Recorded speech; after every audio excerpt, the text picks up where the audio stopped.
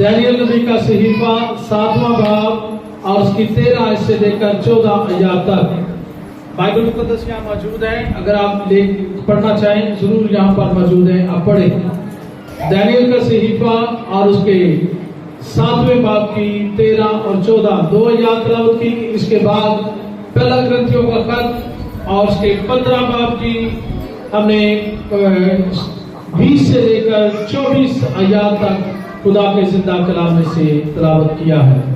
और दोनों हवाले इस बात को साबित करते हैं कि खुदावंद यीशु मसीह जो अज़ली बादशाह है वो मुहकम और सलामती और अबदी हमेशा की जिंदगी हमें अता करने का वसीला है। और दानियल की किताब में दानियल ने ये पहले से रोया में खुदा से हासिल किया। जैसे लिखा है, खुदा के बंदा दानियल नबी ये फरमाते हैं, मैंने रात को रोया में देखा। मैंने रात को रोया में देखा। रोया कहते हैं उस ख्वाब को या उस बात को जो इंसान ना सोया होता है ना जाग रहा होता है। सिर्फ इतना है कि इंसान कोई बात महसूस कर रहा होता है। खुली आंखों में भी देख सकते हैं, या वो वैसे लेटा हुआ है, या दुनिया से उसका राबता जो है कट ऑफ हो जाता है और वो एक ऐसी कैफियत में चला जाता है कि वो सीरियल तौर पर वो उन चीजों को देख रहा होता है। वो क्लियर तौर पर उन चीजों को क्लियर से देख रहा होता है। और दानियल नबी ये फरमाते हैं कि मैंने रोया देखी। क्या देखी है? मैंने रोया। और वो रोया क्या है कि मैं देखता हूं कि मैंने रात को रोया में देखा। और क्या देखता हूं कि एक शख्स आदम जात की मानद है। किसकी मानद है? आदम जात की मानद। तो कलाम में लिखा है, जो हमने तिलावत की है ग्रंथियों के खत में से, तो यहां पर लिखा है कि एक जैसे आदम में सब मरते हैं वैसे ही मसीह में सब जिंदा किए जाते हैं। हालेलुया। तो उसने किसको देखा है? आदम जात को, जो क्या कर रहा है? आदम जात की मानद आसमान के बादलों के साथ आया और कदीमुल अय्याम तक पहुंचा। कदीमुल अय्याम यानी वो पुराने उस वक्त तक जा पहुंचा जैसे कि आदम के गुनाह की वजह से उसके अंदर एक मौत ने सरायत की। तो ये मौत जिस्मानी भी है और ये मौत रूहानी। जिस्मानी वक्त के मुताबिक और रूहानी मौत उसी वक्त जब उसने गुनाह किया उसकी जिंदगी में वारद हो गई और उस मौत ने सारी दुनिया में सरायत की। और आदम की वजह से सब मरते हैं, क्योंकि आदम की उस मौत को जो उसके अंदर आई वो मौत हर एक तुखम में, हर एक जिंदगी में दाखिल होती गई, मुंतकिल होती गई। लेकिन मसीह खुदावंद जब आए तो यहाँ लिखा है उसने क्या किया कि वो पहला फल ठहरा। फिर वाकया मसीह मुर्दों में से जी उठा है और जो सो गए हैं उनमें पहला फल हुआ। क्योंकि जब आदमी के सबब से मौत आई तो आदमी के सबब से मुर्दों की क़यामत भी आई। हालेलुया। तो ये कौन सा आदमी है जो हमेशा जिंदा रहने वाला है? ये कौन सा आदमी है जो हमेशा जिंदा रहने वाला? ये वो आदमी है जो तमाम आदमियों से, तमाम आदम से ज्यादा पाक है, गुनाह से उबरना है, जिसके अंदर गुनाह की कोई भी कैफियत नहीं है। और क्योंकि आप देखते हैं हेरोदिस और पिलातुस का यह जवाब, वो कहते हैं मैं इसमें कोई गुनाह नहीं पाता। और यूहन्ना की इंजील में लिखा है कि यीशु मसीह ने कहा तुम में से कोई है जो मुझ में गुनाह साबित करे, और कोई भी उसमें गुनाह साबित ना कर सका। हालेलुया। और ये वो आदमी है, वो आदम है जिसके अंदर जिंदगी है और कसरत की जिंदगी है, जो कदीमुल अय्याम तक जा पहुंचा है, जो उस अदम के अंदर मौत ने आदम पर सरायत की और फिर सारी जहां पर सारी खलकत पर उस मौत गया उस मौत पर जिसने फतह पाई है, उसके बारे में वो कहते हैं कि वो उस बागी अदन की कदीमुल अय्याम की मौत पर फतह पाता है और क्या करता है, वो उसे उसके हजूर लाए और सल्तनत और हशमत और मलकत उसे दी गई। हालेलुया। और वो खुदा के उस तख्त तक, खुदा की उस बारगाह तक, खुदा के उस परदोस तक, खुदा की उस जन्नत तक, खुदा के उस बड़ी बादशाही के उस तख्त तक वो जा पहुंचा, इसलिए क्योंकि वो किबरिया की दाहिनी तरफ भी जा बैठा। अगर मेरे साथ आप हवाला निकाले, जिनके पास बाइबल मुकद्दस है वो जरूर हवाला ये देखें, इब्रानियों के खत में से उसका पहला बाब कि वो किबरिया की दाहिनी तरफ जा बैठा। आप मेरे साथ निकाले पहला बाब और उसकी तीसरी आयत। वो उसके जलाल का प्रताप और उसकी जात का नक्श होकर सब चीजों को अपनी कुदरत से के कलाम से संभालता है। वो गुनाहों को धोकर आलमे बाला पर किबरिया की दाहिनी तरफ जा बैठा। हालेलुया। और फरिश्तों से इसी कदर बुजुर्ग हो गया जिस कदर उसने मिरास पे उनसे अफजल नाम पाया था। तो वो बुजुर्गों से अफजल हो गया, वो बुलंद दर्जा था उसके पास, इसलिए क्योंकि वो गुनाहों को धोकर आलमे बाला पर गया, इसलिए क्योंकि वो खुद भी बेगुनाह है और वो ये चाहता है कि जो उस पर ईमान रखते हैं वो भी बेगुनाह जिंदगी हासिल कर ले। वो जिंदगी जो पाक जिंदगी है वो हासिल कर ले, वो हमेशा के आराम में दाखिल हो सके, वो हमेशा की उस बरकत को हासिल कर सके। इसलिए जैसे आदम में सब मरते हैं वैसे ही मसीह में सब जिंदा किए जाएंगे, लेकिन हर एक अपनी अपनी बारी पर, हर एक अपनी अपनी। इसका मतलब है कि कुछ ऐसा है जो अभी तक वो पूरा नहीं हो रहा, अभी तक कुछ है जो अभी रह गया है। तो आगे लिखा है कि पहला फल मसीह और फिर मसीह के आने पर उसके लोग, मसीह के आने के बाद उसके लोग जिंदा। पहले मसीह जिंदा हुआ, फिर उसके बाद मसीह के जिंदा होने से कई मुर्दे कब्रों में से जी उठे।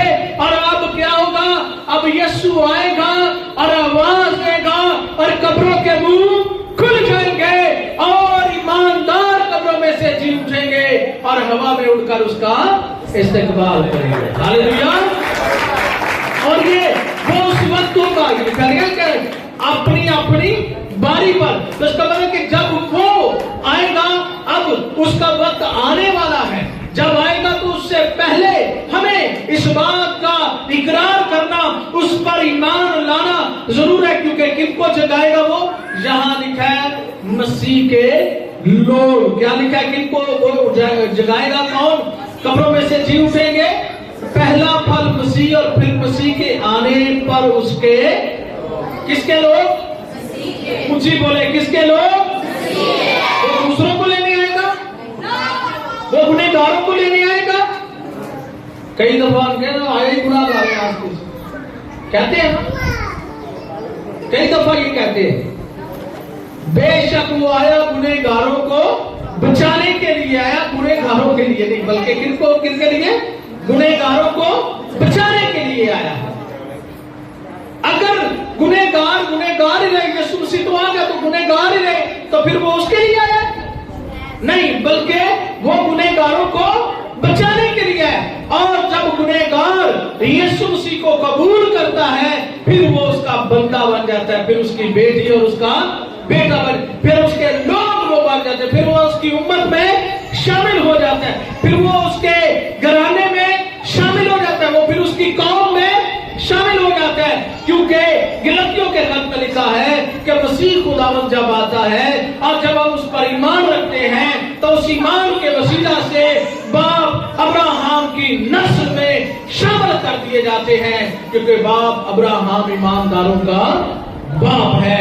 और यीशु पर ईमान लाने से जो सब के लिए आया, और बाप अब्राहम भी कहते हैं कि मैं उसका दिन देखने के लिए इंतजार करता रहा, और खुदा यीशु मसीह ने भी कहा कि वो मेरे उस दिन को देखने के लिए मुंतजिर थे। लेकिन उससे पहले वो उठा लिए गए, लेकिन फिर भी अपने ईमान में कायम रहे और कभी अपने ईमान से गाफिल ना हुए। जब यीशु मसीह के बारे में लिखा है कि वो अपने उस डाकू सलीब के ऊपर उस डाकू को ये कहता है अपने उस वक्त में जब सलीब पर है, तो कहता है कि आज तू मेरे साथ कहां पर होगा? फिरदौस में। तो कलामे खुदा में भी लिखा है आप पतरस के खत में कि वो जब सलीब पर मर गया तो उस वक्त में वो 3 दिन के उस वक्त के बारे में बताते हैं कि वो जमीन पर पताल के अंदर चला गया और उस आलमे रूहा के अंदर जाकर उसने तमाम रूहों में क्या की? मुनादी की, और जितने उस पर ईमान लाए वो सबको लेकर पताल में से निकाल कर ले गया। कैदी रूहों को जिनको इब्लीस ने अपनी कैद में रखा हुआ था, वो उनको कैद से छुड़ा कर आसमान पर ले गया और दुनिया की तरफ जा रहा था। हालेलुया।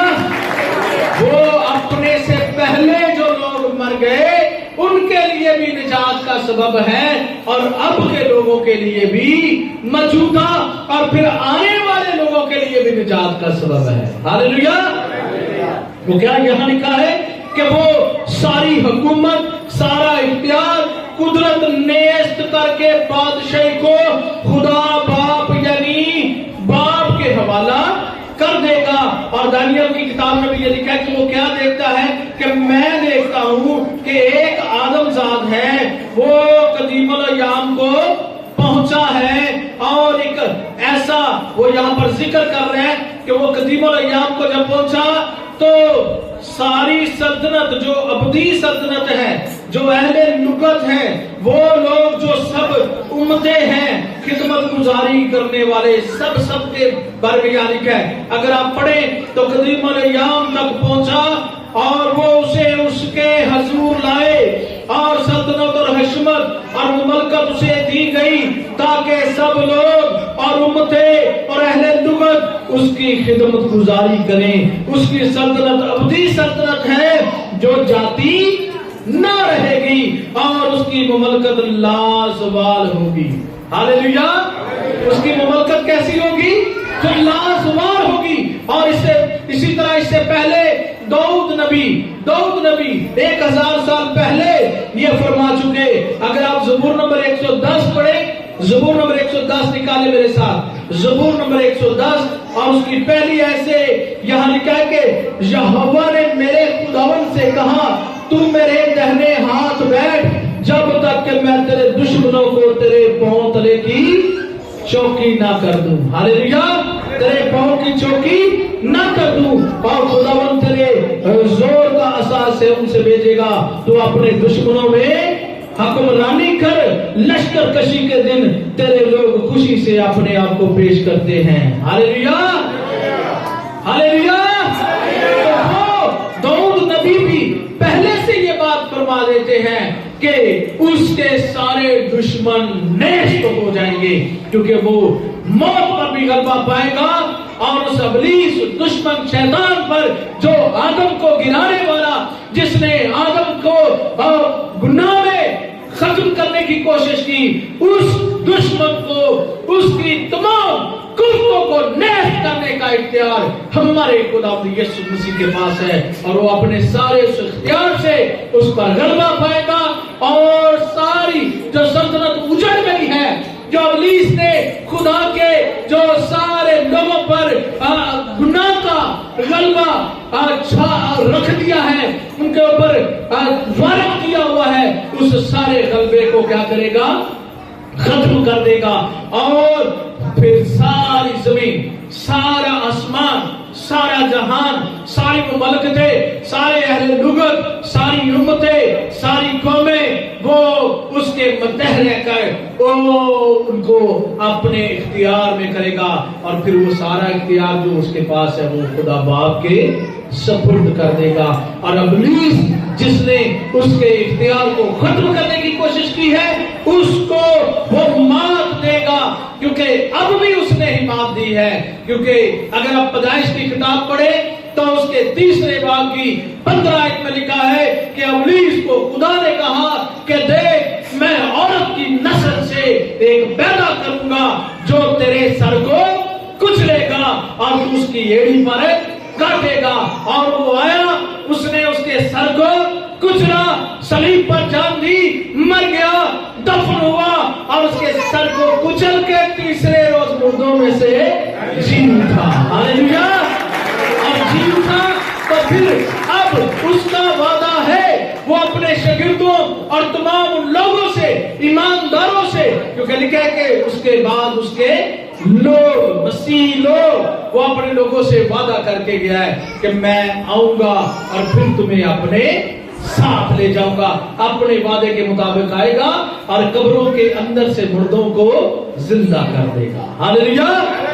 जो उस पर ईमान रखते हैं अपनी अपनी बारी पर, पहले तो वो मसीह जी उठा है, फिर उसके लोग जो उस पर ईमान लाते हैं वो पहला फल ठहरा। पहला फल से मुराद ये है कि पहला शख्स वो है, वो आदम है, वो पिछला आदम है जो जिंदगी बख्शने वाली रूह भी है और जिंदा भी है, आज भी जिंदा है और हमेशा जिंदा रहेगा। हालेलुया। और उसके दफन होने से, बेशक कब्र जो बनाई गई दफन होने से आज भी वहां पर कई लोगों के लिए गवाही है, क्योंकि अगर कब्र वहां मौजूद है तो वो कब्र के अंदर मौजूद है यीशु मसीह। कई लोग कहते हैं कि मरा ही नहीं, कई कहते हैं कब्र के अंदर गया ही नहीं, कई कहते हैं वो तो वैसे ही लोग कहते हैं, नहीं, बल्कि आज वो कब्र एक निशानी है, एक गवाही है। अगर आप यरूशलेम के अंदर देखें तो वो कब्र आज भी वहां पर मौजूद है और वो कब्र नहीं है बल्कि उसका दरवाजा खुला हुआ है, पत्थर हुआ अगर आगे से लुढ़का हुआ है, वो कब्र खाली है और ये निशानी दे रही है कि यहाँ पर यीशु किसी वक्त में मुर्दगी की हालत में था, लेकिन उसने इस कब्र के ऊपर भी फतह पा ली है और अब ये कब्र उसकी गवाही देती है कि वो जिंदा है। हालेलुया। वो मरा नहीं बल्कि जी उठा है। और रात सुबह भी हम यही लोगों से बातें कर रहे थे और हम गलियों में चरागा कर रहे थे और लोगों में बशारत दे रहे थे कि जिंदा को मुर्दों में क्यों ढूंढती है, वो मरा नहीं बल्कि जी उठा है। और ये खुशखबरी हर जगह फैलनी चाहिए। और लिखा है कि यहाँ पर कि वो उस वक्त सारी हुकूमत और सारा इख्तियार कुदरत ने कर बादशाह को खुदा यानी बाप के हवाला कर देगा, क्योंकि जब तक कि वो सब दुश्मनों को अपने पांव तले ना ले आए उसको बादशाही करना जरूर है। और सबसे पिछला दुश्मन जो नेस्त किया जाएगा वो मौत है, क्योंकि खुदा ने सब कुछ उसके पांव तले कर दिया है। मगर जब वो फरमाता है कि सब कुछ उसके ताबे कर दिया गया तो जाहिर है जिसने सब कुछ उसके ताबे कर दिया वो अलग रहा, और जब सब कुछ उसके ताबे हो जाएगा तो बेटा खुद उसके ताबे हो जाएगा जिसने सब चीजें उसके ताबे कर दी, ताकि सब में खुदा ही सब कुछ हो। हालेलुया। तो ग्रंथियों का खत बहुत ही गहरी बातें, गहरे भेद हमारे तक पहुंचाता है। पौलुस रसूल ग्रंथियों की उस कलीसिया में, जो कलीसिया यीशु मसीह के ऊपर अभी पूरा तवक्कल नहीं रखती थी, अभी पूरा भरोसा नहीं रखती थी, अभी डामाडोल फिरते थे, अभी वो इस बात से हरासा थे, परेशान थे, वो क़यामत के उन घड़ियों के बारे में मुकम्मल तौर पर अभी वाकिफ ना थे। और पौलुस रसूल उनके ईमान को झंझोड़ता है, उनको बार बार तलकीन करता है।